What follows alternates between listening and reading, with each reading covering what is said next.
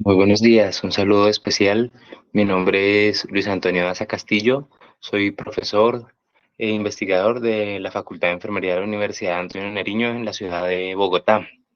Y estoy muy agradecido con todo el equipo de gestores, líderes, estudiantes y docentes de la Facultad de Enfermería de la Universidad de Antioquia por brindarme la oportunidad de participar en este espacio de la revista académica de enfermería o RAE, que sé que es un espacio consolidado y ya de varias generaciones y de varias promociones allá en la Universidad de Antioquia.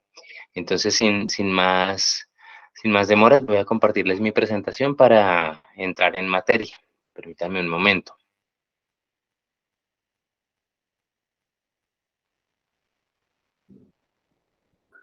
Permítanme un momento, vamos a compartir la pantalla aquí y ya comenzamos.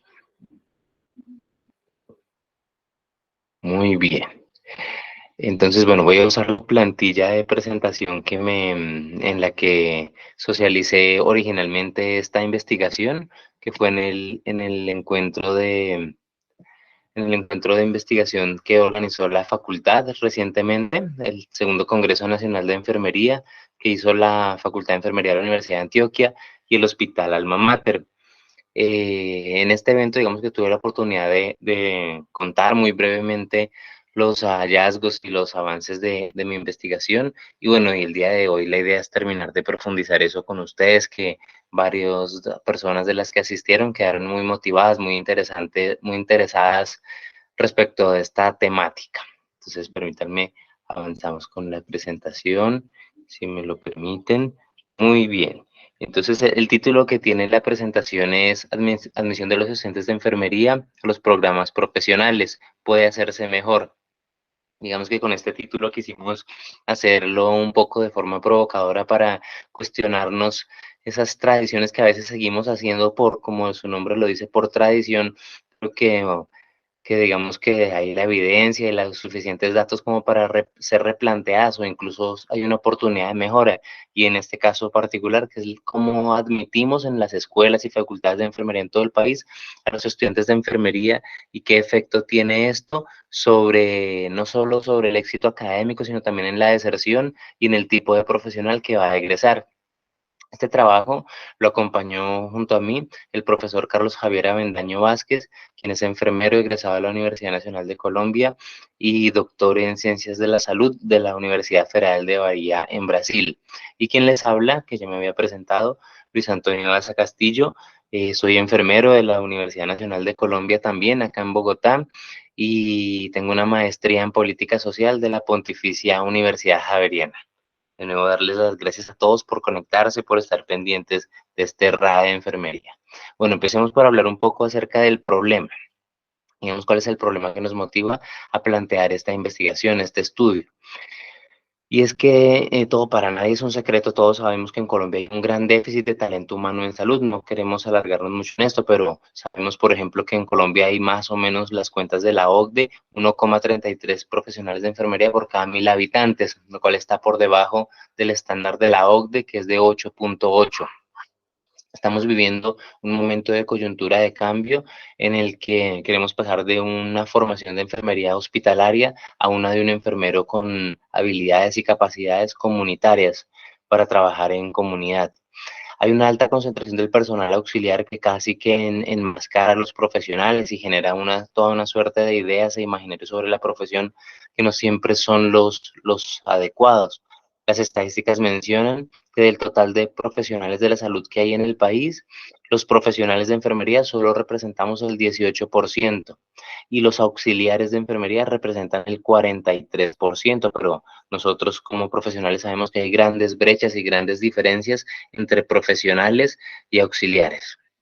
La imagen que ven a la derecha es el último informe que dio la Subdirección de Talento Humano del Ministerio de Salud respecto al talento humano de enfermería, que ahí podemos ver muy rápidamente que aunque habemos casi 77.000 profesionales en el territorio nacional, la mayoría están concentrados en las grandes ciudades y digamos, en la región andina y los grandes conglomerados urbanos. Pero en las regiones distantes y en la periferia hay una baja densidad de profesionales, lo cual afecta la prestación de los servicios y la oportunidad en salud para los usuarios del servicio de salud. Bien, de otro lado, las condiciones socioeconómicas de los que ejercen la enfermería y los cuidadores, tanto profesionales, técnicos y los empíricos o no profesionales, no son las mejores. En una investigación realizada en la ciudad de Bogotá, en un grupo de cuidadores formales e informales, se evidenció que de estos solo el 67% tenía un contrato formal de trabajo.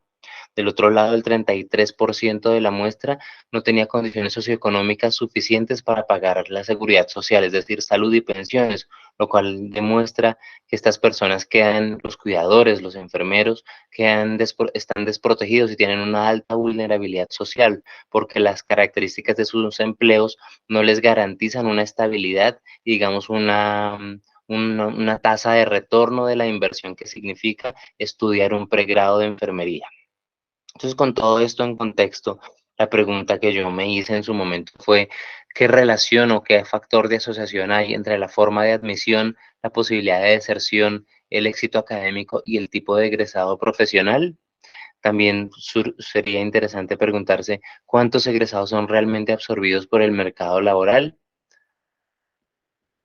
¿Y cuántos de estos egresados que salen de todas las escuelas y facultades del país, cuántos de ellos terminan en un segundo desenlace diferente al ejercicio profesional, como son cursar un segundo pregrado, emigrar fuera del país o el caso digamos, más lamentable que sería desertar de la profesión o decidir no ejercerla más?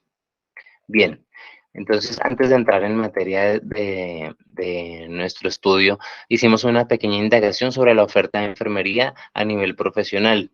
Encontramos que hay 60 programas curriculares de enfermería, 40 privados y 20 públicos, que entre ellos los criterios de admisión y selección y admisión son heterogéneos, son diversos, mientras que en las privadas es muy común encontrar la entrevista como mecanismo de admisión.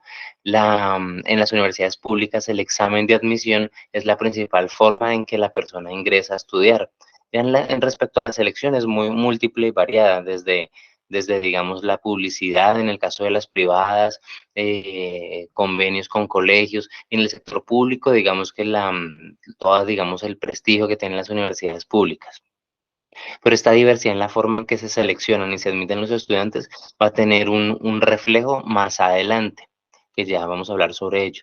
De otro lado, la prueba Saber 11, que es la famosa prueba que se realizan en todos los colegios, digamos, los bachilleres al terminar la formación en los colegios, pues esta tiene una gran implicancia para la profesión y para la admisión de enfermería, porque la mayoría de universidades privadas tienen en cuenta los puntajes o el rendimiento de la prueba Saber 11 para admitir los estudiantes. Por solo citar un caso, en la mayoría de universidades y facultades de enfermería se le da más relevancia al comportamiento del estudiante en el área de ciencias naturales y un poco valor al de matemáticas, lo cual implica o explica por qué la mayoría de cohortes de estudiantes de enfermería tienen tantas deficiencias en la competencia lógico-matemática.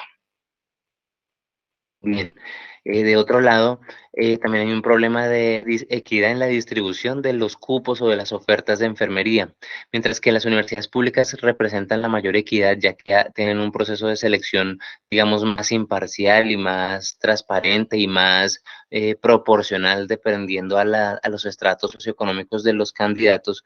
En las universidades privadas prevalece, digamos, la capacidad económica de pago del estudiante y sus familias, ¿bien? Entonces, digamos que en este sentido también hay una gran discrepancia porque ese pequeño factor va a definir la forma de admisión. Mientras que en las universidades públicas, como el factor dinero no es tan preponderante, la admisión es netamente cognitiva y, digamos, de capacidades del individuo. Y en las universidades privadas, como la admisión es, digamos, la permanencia en la institución depende de la capacidad económica del estudiante, pues la admisión de una u otra forma está ligada en función no tanto a las capacidades de la persona, sino a la posibilidad de que haga un pago periódico de los costos de matrícula.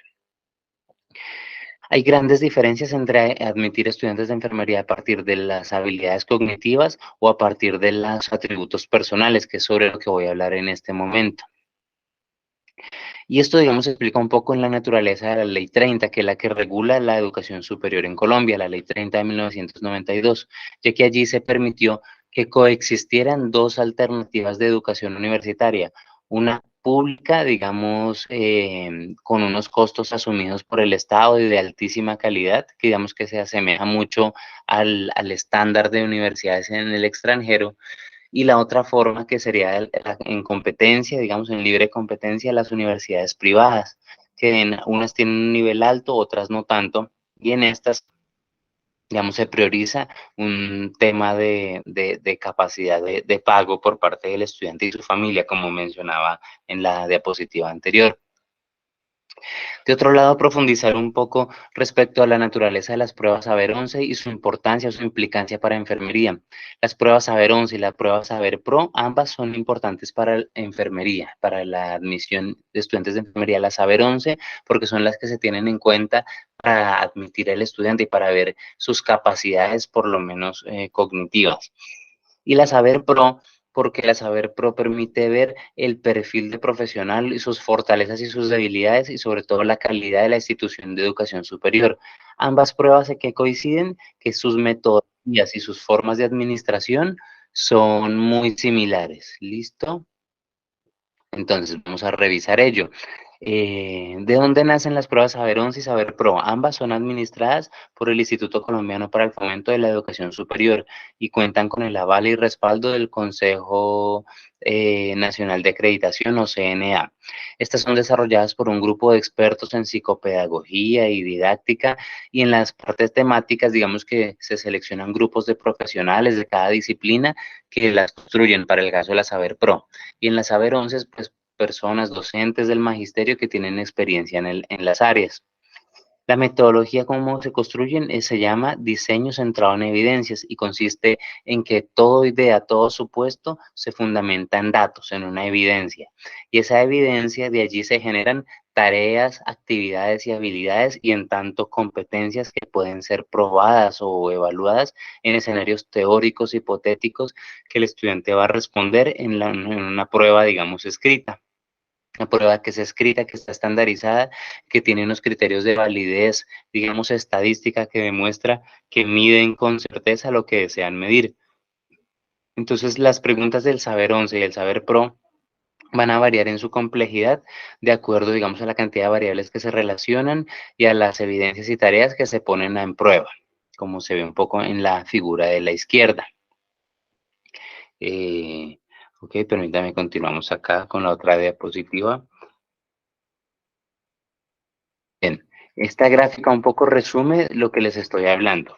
Entonces, cada prueba, tanto la Saber 11 como la Saber Pro, el conocimiento, digamos, el área del conocimiento que se quiere probar o medir, es un gran dominio. Y ese gran dominio se subdivide en estándares y competencias. Las competencias son saber hacer en contexto, entonces se pone a prueba al estudiante respecto de él qué tan bueno o qué tan capaz es de hacer algo respecto de un gran tema, un tema mayor. Para ello, el examen plantea unas afirmaciones y unas evidencias. Y esas evidencias con una suerte de distractores, que son las variables que les menciono, que le dan complejidad. Entonces, esa discriminación entre variables, evidencias y afirmaciones emanan o se presentan en forma de tareas, que son las que el estudiante debe resolver. Por eso la estructura genérica del Saber 11 y el Saber Pro es un enunciado argumentativo, usualmente denso, enseguida una pregunta con palabras que digamos que funcionan como distractores y finalmente 4 opciones de respuesta, respecto de las cuales el estudiante debe discernir sus conocimientos y sus competencias, escogiendo la respuesta correcta, la respuesta afirmativa. Entonces, digamos que la prueba Saber 11 tiene un gran valor predictivo. Bueno, vamos a ver un poco las partes del examen, que digamos que le evalúa conocimientos generales y evalúa la situación socioeconómica del estudiante. Digamos que aquí es interesante resaltar que la mayoría de escuelas y facultades de enfermería le dan más, ponderan más el valor del rendimiento del estudiante en ciencias sociales, lectura y ciencias naturales. Y digamos que se deja un poco por debajo el comportamiento de matemáticas y el inglés, que digamos que son importantes para para el futuro del estudiante de enfermería durante su proceso formativo. En general, ¿cómo le va a los estudiantes colombianos que presentan el Saber 11? No me voy a profundizar en esto porque no es el objetivo de la presentación, pero digamos que hay grandes diferencias por estrato socioeconómico y por colegio. Los mejores puntajes del Saber 11 son de los estudiantes de estratos medio altos y de colegios privados por sobre los públicos. También, digamos que unas minorías hacen pertenencia a poblaciones étnicas o en situación de discapacidad o migrantes. En general, digamos que a Colombia en las pruebas Saber 11, y esto se refuerza con el rendimiento en las pruebas PISA, no tenemos los mejores calificaciones. Si ustedes se fijan en la línea del tiempo, pues prácticamente desde el 2014-2015 viene en descenso por calificación estándar en la prueba Saber 11. Y esto aplica, o digamos, este resultado es constante tanto en las áreas, por ejemplo, de matemáticas, ciencias sociales, y el estancamiento es constante en lectura crítica y en ciencias naturales. Una ligera mejora se evidencia en la prueba de inglés. No me voy a detener en estos datos, esos están de acceso abierto en la página del ICFES. ¿Qué me interesa mostrarles un poco? Que el rendimiento o el comportamiento de los estudiantes en la prueba Saber 11 es muy similar a las características con las que se admiten los estudiantes de enfermería en las universidades, especialmente en las privadas. Por ejemplo, los mejores puntajes los tienen los estudiantes que vienen de zonas urbanas comparados con los de las zonas rurales. Por eso uno evidencia grandes diferencias entre los estudiantes de enfermería de ciudades capitales y los estudiantes de enfermería de universidades regionales, ya sean públicas o privadas, o digamos que están apartadas en el territorio nacional. También hay un factor por el estrato económico. Si se fijan en las últimas 4 líneas en la parte inferior de la gráfica del costado de la izquierda, lo que se ve como establecimiento 1 sería el estrato socioeconómico más bajo, estratos 2 y 3, los estratos medios, y el establecimiento 4, los estratos altos. Si ustedes se fijan, el puntaje global es mejor para los estudiantes de estratos altos, y comúnmente estos estudiantes, los de estratos altos, son los que presentan su examen de admisión o a las universidades privadas de prestigio o a las públicas nacionales y regionales. Es decir, este pequeño nicho de universidades se queda con los mejores candidatos, que serían estos, los que tienen los mejores promedios. Y los promedios regulares o bajos, digamos que son los que absorbe el resto de facultades y universidades de enfermería que ofrecen enfermería. Entonces, la misma prueba Saber 11 ya me está perfilando el tipo de estudiantes que van a ser absorbidos por el total de escuelas y facultades de enfermería a nivel nacional. ¿Ok? Este comportamiento que resalto aquí en esta estrellita anaranjada es muy importante, no lo olviden, porque es lo que vamos a ver en las admisiones de los estudiantes en todas las universidades, sobre todo en las privadas, basadas en entrevista. Bien, la prueba Saber Pro, digamos que aunque no incide en la admisión, sí me demuestra qué tanto cambió el estudiante de cuando llegó a cuando salió. La prueba Saber Pro, como todos sabemos, tiene 2 grandes dimensiones, una de competencias genéricas y otra de competencias profesionales. Las genéricas son comunicación escrita, razonamiento cuantitativo, lectura crítica, competencias ciudadanas e inglés. Y las profesionales son promoción de la salud, prevención de la enfermedad, cuidado enfermero en los ámbitos clínico y comunitario y atención en salud. Con mi colega nos tomamos el trabajo, digamos, de hacer un pequeño piloto, y fue comparar los resultados de las pruebas Saber Pro de 10 universidades, teniendo en cuenta 9 de Bogotá, que es el sector, el área del país en la que vivimos nosotros, y poniendo de control una universidad de afuera de la región Bogotá Centro. En este caso es una universidad privada en la ciudad de Medellín. Cuando revisamos, nos damos cuenta que la mejor de todas las 10 universidades, solo hay una pública y las demás son privadas, que la pública es la nacional. Y lo que identificamos es que el rendimiento de la nacional es superior al de las privadas, y ocupó la mejor posición en todo el comparativo con las otras universidades, como pueden ver en la gráfica. Y es paradójico que la nacional en este grupo de universidades es la única que admite, en este caso, con una prueba de admisión. Las demás que ven allí tienen su admisión basada en una entrevista y en cuantificar o tener en cuenta los puntajes ponderados de la prueba Saber Pro, discriminado por sus áreas. Cuando revisamos, digamos, el comportamiento de las competencias generales, todas tienen un comportamiento más o menos similar, con dos excepciones, que son la nacional, que es la pública que incluimos, y una privada, que es la Universidad de La Sabana. Digamos que el solo revisar los solos datos no nos alcanza para saber qué tienen en común estas dos universidades que salen por fuera del grupo, ya que una es pública y que otra es privada, pero en sus prácticas o en sus métodos deben estar haciendo tareas que hacen que tengan este rendimiento por encima de las otras. Es declarar que, digamos, que en la Universidad de La Sabana se hace una entrevista y la admisión no está mediada por un examen estandarizado, mientras que en la nacional, al igual que en la de Antioquia, en la Universidad de Cartagena y las otras públicas, sí se requiere aplicar un examen de admisión.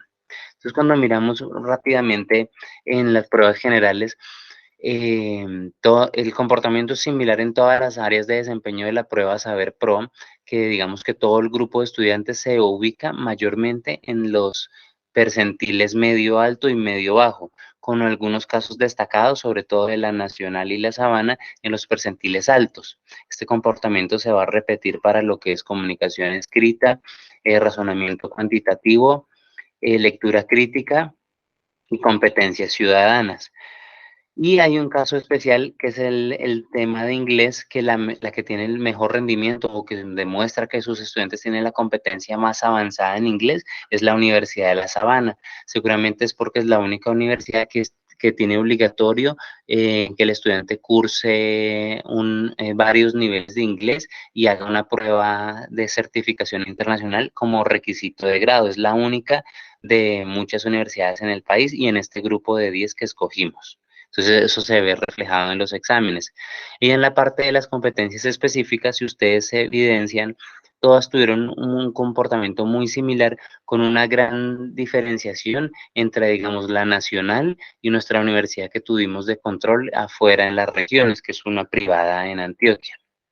Cuando revisamos, por ejemplo, la parte de promoción de la salud y prevención de la enfermedad, la mayoría de estudiantes que presentaron la prueba se ubicaron en el percentil medio alto y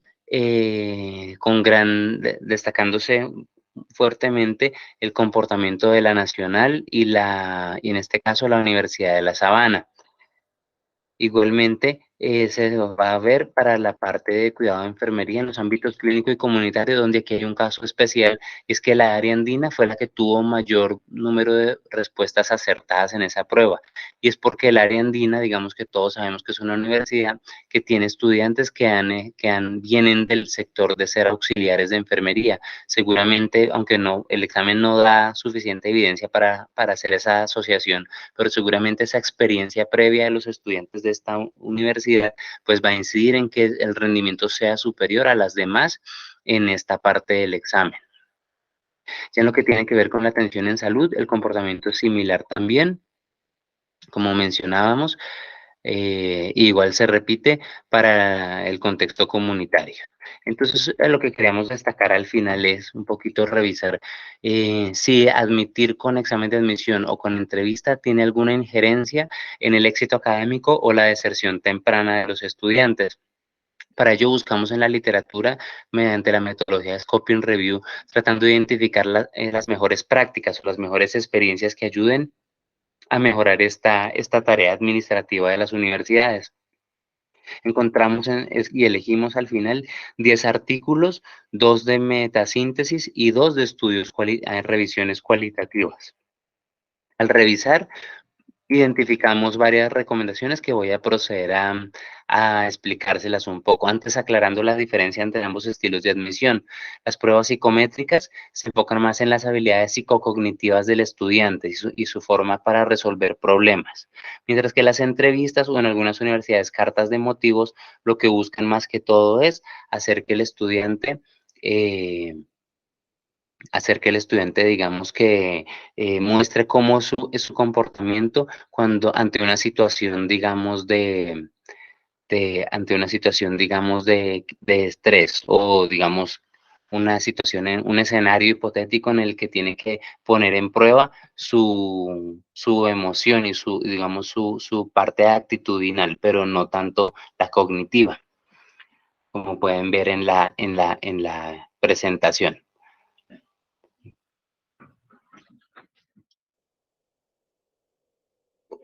Bien, como les estaba explicando, un poco señalando las diferencias entre las admisiones por pruebas psicométricas y aquellas que son hechas por carta de motivos o una entrevista, también que es como comúnmente se maneja en las universidades privadas o particulares.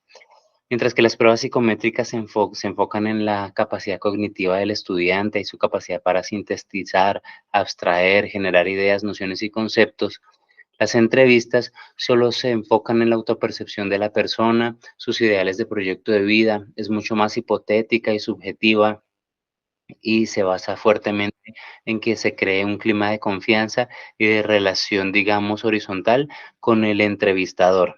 También tiene un mayor riesgo de sesgos por parte de la persona que está desarrollando la entrevista, mientras que en la prueba psicométrica, pues el sesgo está totalmente controlado. Entonces, de la literatura que les mencionaba que buscamos y que relacionamos en nuestro escrito, que próximamente esperamos salga publicado en una revista de amplia circulación, encontramos que hay varias acciones o varias actividades diferentes a la sola admisión con prueba psicométrica o a la sola entrevista de enfermería que ayudarían a hacer una admisión más íntegra y más contemplativa de todas las variables. Por ejemplo, en Inglaterra vimos que los estudiantes antes de ser admitidos hacen un pequeño curso pre-enfermería para estar seguros de si es la carrera que quieren estudiar y de si sus imaginarios coinciden con lo que les está ofreciendo el plan de estudios. Por el otro lado, am, la evidencia o la literatura señala que hay una amplia relación y asociación entre la forma en que se admite el estudiante y el éxito académico y la retención del estudiante. Cuando la admisión está basada, digamos, en un método riguroso y digamos, probado estadísticamente, la retención es mayor, pues porque el estudiante se ha perfilado, que es el preciso para la competencia en que se le quiere formar. Mientras que cuando la admisión es más subjetiva o es más flexible y permite pasar una u otra cosa que serían problemáticas, pues esa retención y el grado de éxito académico se ve comprometido. Por el otro lado, hay muchos factores condicionantes de las admisiones que van más allá de la actitud, lo emocional y la cognición. Son el caso, por ejemplo, de los factores demográficos, donde vive la persona, si es el tipo de personalidad, de cómo afronta los problemas, las habilidades duras y blandas que trae de la formación básica y las condiciones socioeconómicas de la familia y del mismo estudiante que también van a poner o a limitar el éxito del estudiante una vez sea admitido y que digamos que en la admisión deberían tenerse en cuenta para saber estratificar, digamos, el riesgo que tengo de que esta persona deserte, abandone o tenga una experiencia, digamos, negativa en la formación académica. De otro lado, alguna literatura refiere que es importante que haya un equilibrio entre lo que evaluamos como cognitivo y lo que evaluamos como no cognitivo, es decir, que así como le damos preponderancia a las matemáticas, al lenguaje, a las ciencias naturales, al razonamiento abstracto, también le demos la misma y proporcional preponderancia a la actitud de la persona, a la personalidad y a todas esas características que se denotan al momento, digamos, de atender la entrevista. Bien, también a qué priorizar o a qué darle más atención a la emoción o a la razón. Digamos que aunque las declaraciones personales del candidato permiten ver cómo es su actitud y su personalidad, digamos que la evidencia muestra que solo las pruebas estandarizadas son válidas y confiables para asegurar con un alto poder predictivo el éxito académico, mientras que en las entrevistas, digamos, subjetivas, eso no se garantiza.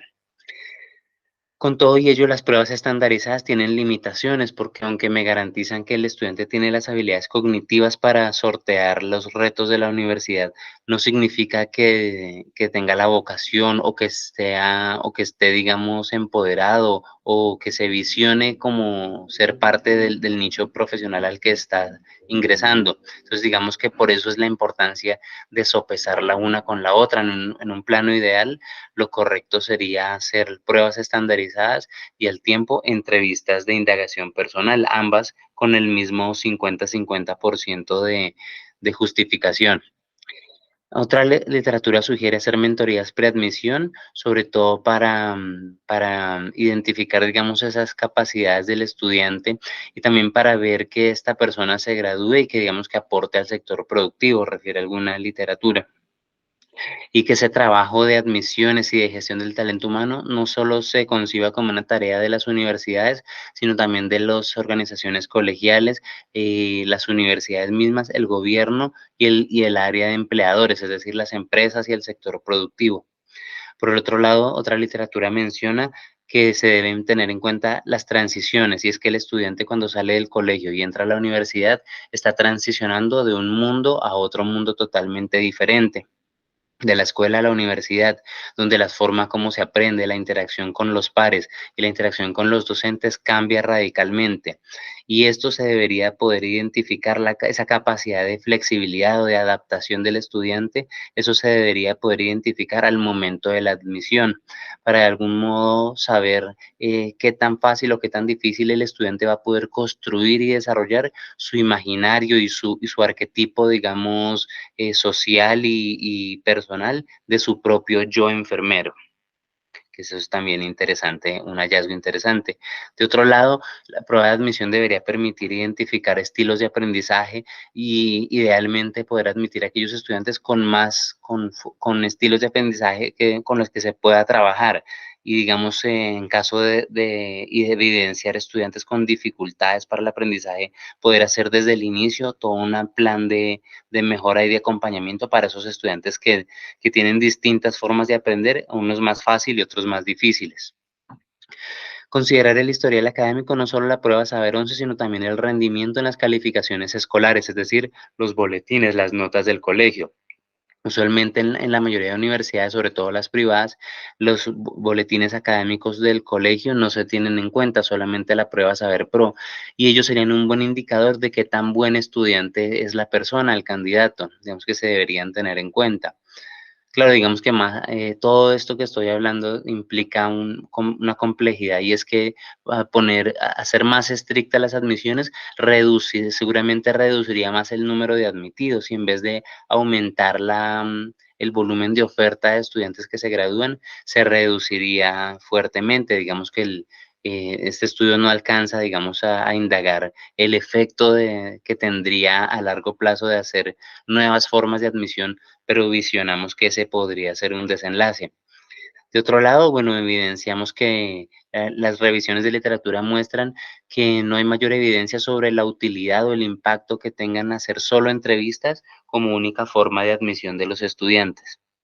Y finalmente, alguna literatura sugiere hacer métodos alternativos de admisión, como son revisar las notas previas, revisar los atributos psicológicos del estudiante, sus funciones cognitivas, evaluar sus habilidades y su experiencia previa y las habilidades blandas. Digamos que lo que mencionan es que estos métodos alternativos deberían ser como a la par todos, es decir, presentarse toda una batería de pruebas y con ellas tomar la mejor decisión, pero no dejarlo solo a una u otra prueba o dos pruebas, sino hacer varias pruebas para estar más seguros de que estoy escogiendo a los mejores candidatos. Finalmente, recapacitar sobre el rigor de la estadística, y es que solo las pruebas psicométricas son las únicas que de forma matemática, numérica, me pueden validar y estandarizar y representar de forma confiable que el grupo de estudiantes seleccionados es el mejor de todos los que se presentaron para el reto de ser enfermeros. Cuando yo estoy seguro de esto desde el comienzo, yo sé que a la vuelta de 4 o 5 años voy a tener a toda la cohorte graduada, pero cuando digamos que no uso métodos que no sean válidos o no sean confiables, es un riesgo, es jugar al azar, porque no sé si todo el grupo lo logre o si todo el grupo tenga las mismas capacidades para lograr el éxito académico. Bien. Entonces, algunas conclusiones que, digamos, varias ya las mencionamos, y es que es importante tener formas de admisión diferencial para el caso de las minorías étnicas, que las universidades públicas lo hacen, pero en las privadas no siempre pasa. También darle mayor preponderancia a los métodos cuantitativos y estadísticos por sobre los cualitativos psicológicos. Es otra conclusión que, digamos, evidenciamos. Aunque la entrevista personal es la más usada, sobre todo en el sector de universidades privadas, es poco objetiva e induce mucho a sesgos, es otra conclusión. En el caso de que se insista, digamos, en hacer la admisión con entrevistas, es importante que sea una entrevista semiestructurada y que los tópicos o temas a hablar deriven de alguna suerte de evidencia para darle un cierto margen de rigor a la entrevista de admisión. Un poco esa es como la evidencia más importante, entre otras. Esa homogeneidad e integralidad en la forma de admisión debe concebir variables biológicas, psicológicas y sociales que todas determinan el potencial éxito o fracaso académico de los estudiantes.